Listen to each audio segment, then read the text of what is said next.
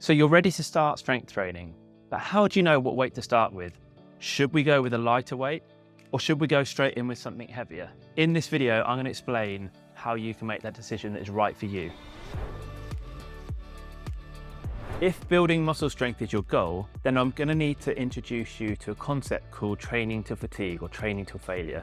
When you're performing your exercise, you're going to want your last repetition that you do to pretty much be the last repetition that you could have managed with good form. And if you try to do another one, you just don't have enough strength left in the muscles. You would have successfully trained to fatigue. With regards to building strength, we want the number of repetitions it takes you to train to fatigue to be within 15 repetitions. And ideally over time, you're going to increase the weight further to try and get that down to 5 repetitions. However, when you're just getting started, you've got no idea how much weight is going to bring you to fatigue at those number of repetitions. So as a rough guide, I suggest as you're doing an exercise, if you are unable to get to 8 repetitions because you reach muscular fatigue, on your next set of that exercise, we're going to drop to a lower weight. However, on the next set, if you get to 15 repetitions and actually you feel like you could have carried on going for several more, then we haven't gone heavy enough and we're going to have to find somewhere in the middle of the 2 weights.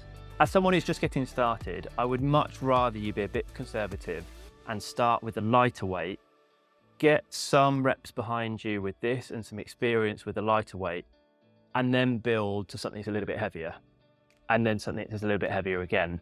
Rushing into weight that is too heavy and you haven't prepared your body for could lead to some kind of injury or aggravation of an old condition. The other thing that we have to bear in mind is that every exercise you do is going to have a different weight to reach fatigue within that rep range. So what was challenging for my arms during that shoulder press is probably not going to be challenging enough when I go into my squats. So if again I reach 15 repetitions and I have not reached muscular fatigue and I could have done several more, then I'm going to have to increase the weight. Because the muscle groups in the legs are a lot bigger than the arms, I'm probably going to be able to lift significantly heavier with my squat than I am when I do my shoulder press. Now that you know what the ideal weight is for you to lift during those exercises, you're actually going to want to know which exercises you're going to want to include in your first program. So for that, I suggest you watch this video next.